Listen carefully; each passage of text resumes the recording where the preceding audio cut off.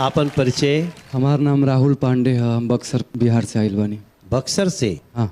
ऐसन गा जा बाबू, ये जो हमरे तरफ दो लोग बैठल बा, इन लोगन से लड़े खातिर हमके बहुत मजबूत टीम चाहिए। कि अचरा छोड़ के चल काहे दिहाले इतना दूर माई, अब के बबुआ बबुआ कही के हमके पास बोलाई,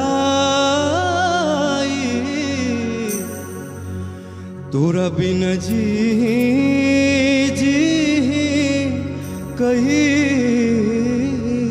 से, कि तोरा बिन जी कहीं से, तोरे बौरहवा रे माई,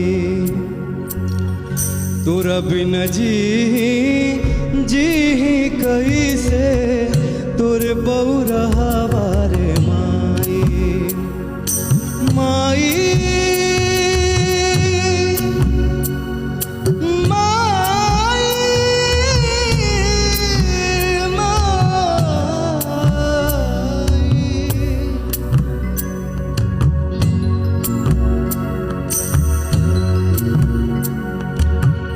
दुनिया के मेला में काहे तू हमसे छोड़ा